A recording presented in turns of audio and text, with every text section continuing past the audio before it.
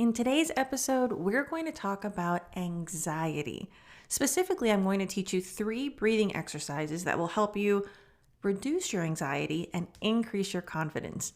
This is especially helpful because as a non-native speaker, not only do you get the normal nervousness before a meeting or an interview or a presentation, you also have the potential insecurity about your language skills, about finding the right word at the right time, or what if you don't understand what the other person said?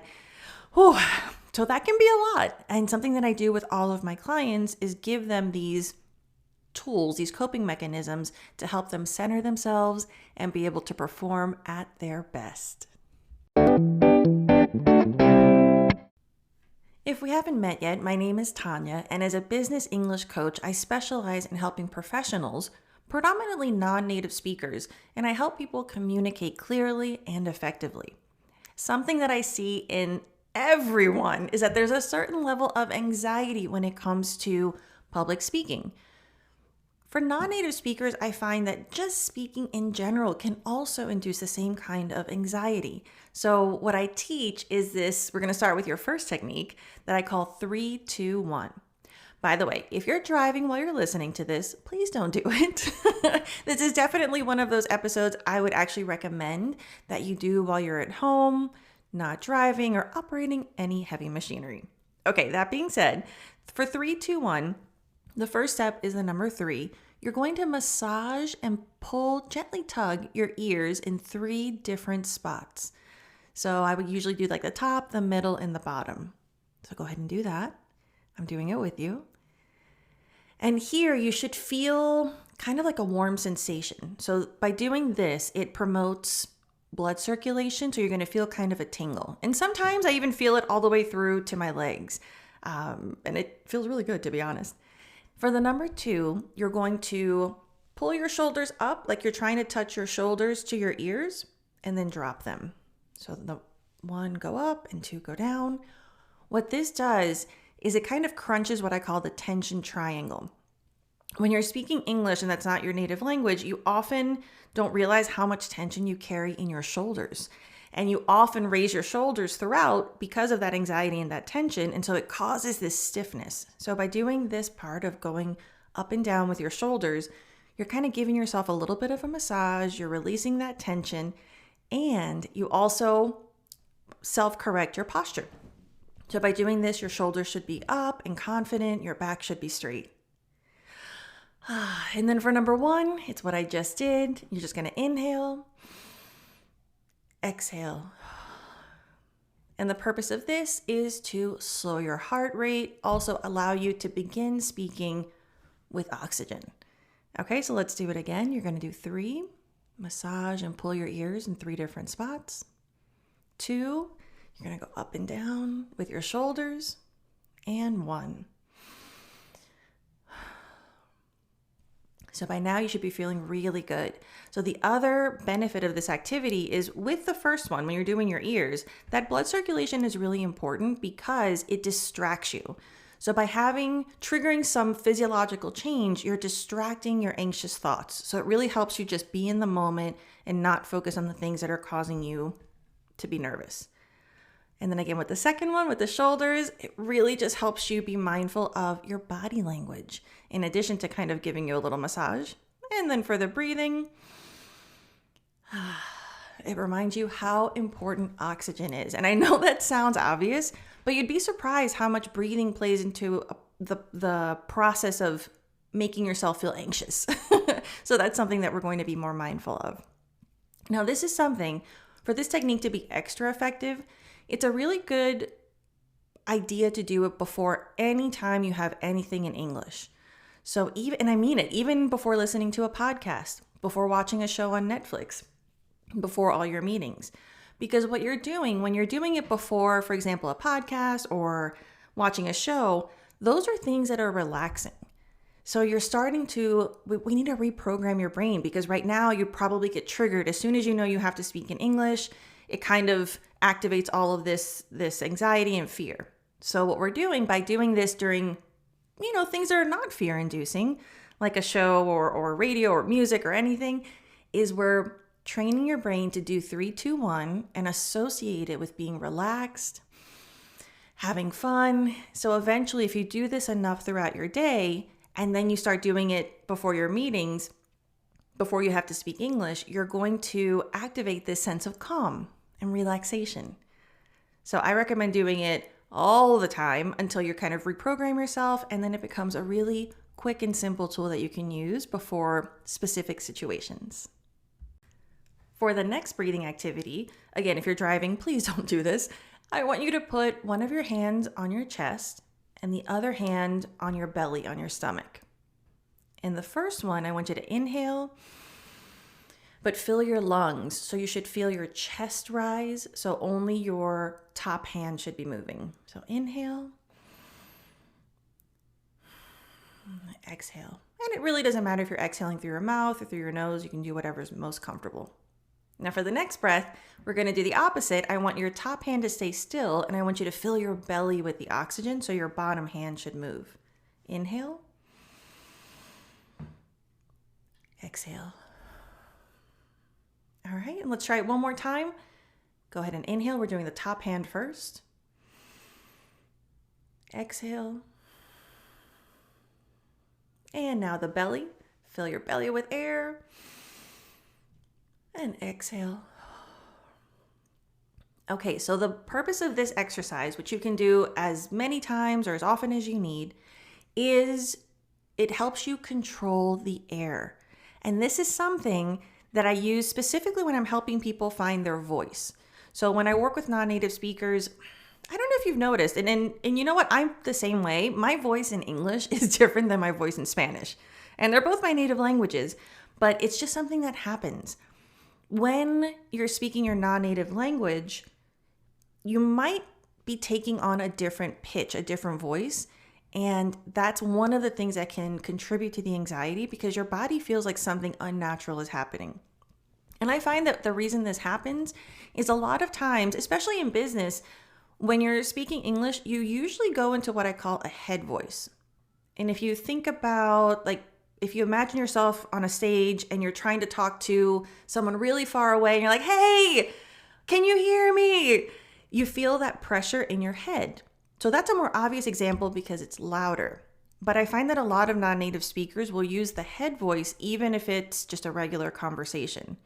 And again, what that does is it feels unnatural. It creates a lot of tension. So if you get a lot of tension headaches after speaking English for a long time, this could be one of the things to consider just observing what you do.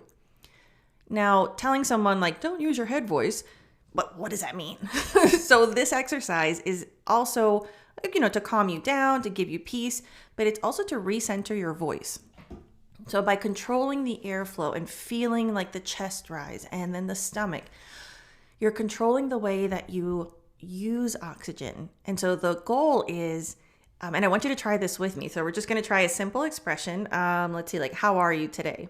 And I want you to use what you perceive to be the head voice. So how are you today? And now I want you to put your hand on your chest. Breathe, pull that oxygen down, and repeat up. We're going to do this like 2 or 3 times. And the goal is to start feeling the vibration, the voice in your chest and in your throat instead of in your head. So we're going to do it 3 times. How are you today? And it's okay if it feels deeper and a little bit different. Just roll with it. Again, how are you today? And again, how are you today?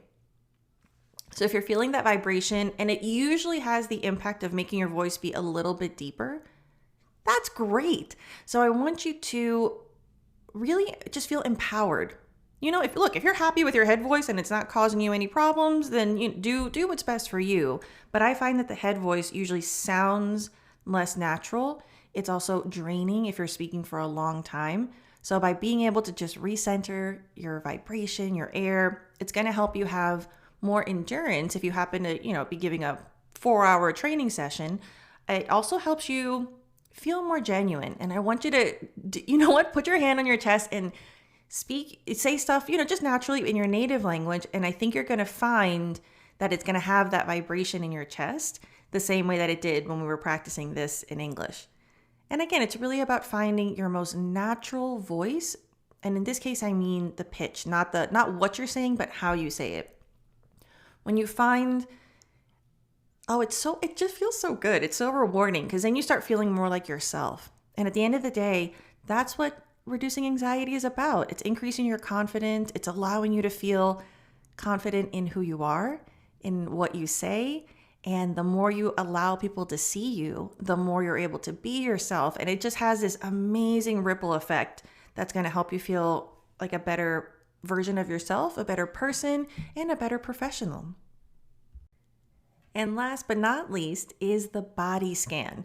Now, this one is a little bit more time consuming, but it's really good, especially if you're going through a moment of just super high anxiety. When those little shorter activities are not really allowing you to release the anxiety, this is a great option.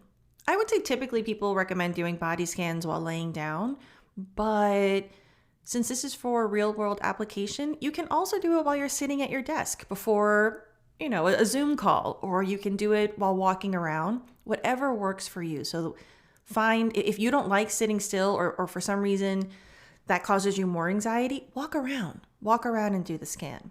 So what I'll do right now is I'm actually going to do a body scan with you to show you what you can think and what you can do physically while you're doing this process.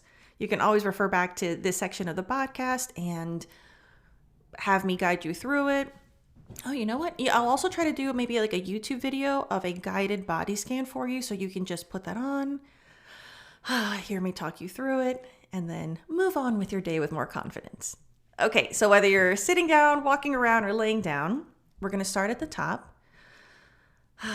Okay, you're going to visualize. I personally visualize like almost like an X-ray kind of body scan or like an MRI machine kind of thing. Like I just imagine this blue light scanning through me. So it's going right now. Imagine it, whatever color works for you, by the way. I recommend not red because I feel like that's usually anxiety activating.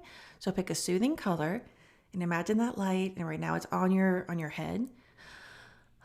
Breathe. I want you to focus on the tension that you might be feeling in between your eyebrows.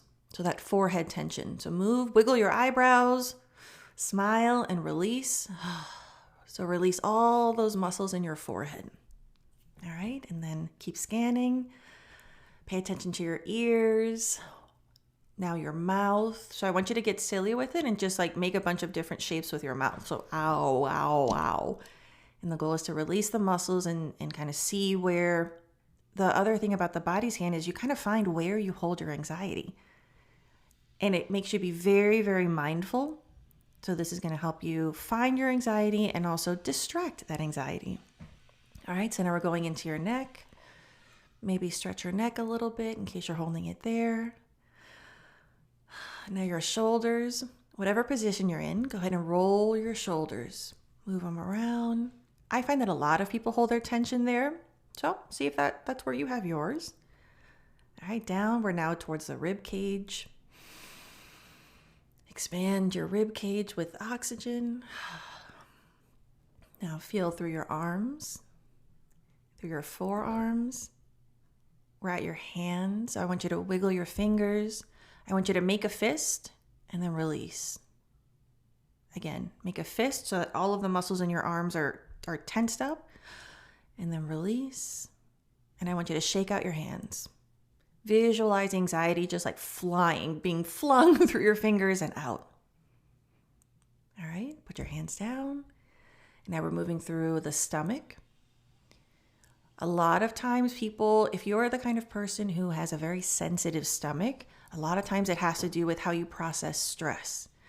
So if at this point you're feeling like, oof, okay, my stomach is kind of doing its thing, I want you to try to roll your stomach. So kind of try to make your stomach go into like a wave. And if you can't do that, just go up and down with your belly button. So it's basically just activating and releasing the stomach muscles. All right, next we're going to go down into the hips. Now the hips store a lot of things for us. It could be anxiety, it could be trauma, it could be other things.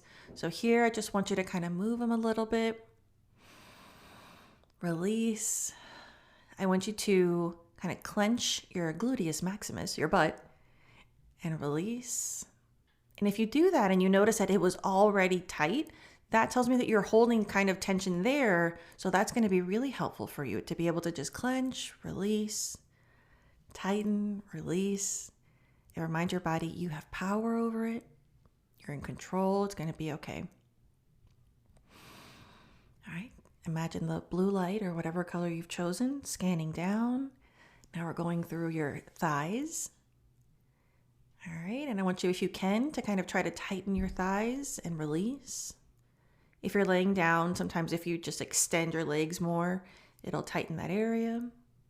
Be careful with your knees. All right. Speaking of your knees, let's scan down. If you can, move your legs in a way that your knees get a little bit of a stretch. Remember to breathe. And we're going to go down to your calf muscle and your shins. And I want you to kind of flex your feet so that your calf muscle tightens, contracts, and release. Contract and release. And now we're going to move down to your ankles. And your ankles are amazing. You know, they carry the weight of the world, literally and physically. So I want you to take a moment, roll your feet so that you stretch out your ankles gently. Everything is very mindful and slow and with intention. And now visualize the scanning going from the bottom of your foot, going up to the toes. I want you to wiggle your toes. I want you to move your feet, flex and point, flex and point. Visualize every time you're pointing your feet that any remaining anxiety is just escaping through your toes. Breathe. Exhale, push it out. All right. And now I want you to roll your shoulders again. You're finished with the body scan. Hopefully you were able to identify where you hold that anxiety and that tension. And just by scanning it and by being mindful of it, it's to also help you feel empowered. You know, you got this. You can do it. If you know where it is, you know where to find the movement that helps you release it. Hopefully you're in a really good space physically now. So imagine going through this body scan before you have an important meeting. Oh, it just feels so good. So I hope with these 3 tools, you're able to feel like you have control over your anxiety instead of having your anxiety control you. Of course, you can also improve your English and work on communication. But the 2 things that I find people don't really, actually 3. Number 1 is oxygen, so breathing. Number 2 is anxiety with the fear of failure or fear of making a mistake. And number 3 is just acceptance that you're good enough. Whew.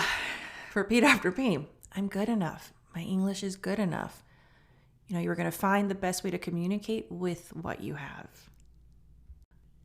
Thank you so much for trusting me and for allowing me to help you work through this, because anxiety, I mean, that's a big thing that also plays into bigger problems, whether it's health problems or leading to burnout. So by you focusing on these micro moments, it's going to have a wonderful impact on your overall health, mental health, and professional life. Okay, if you want more business English and or confidence tips, go over to my website at tanyasuarez.com. And as always, you got this.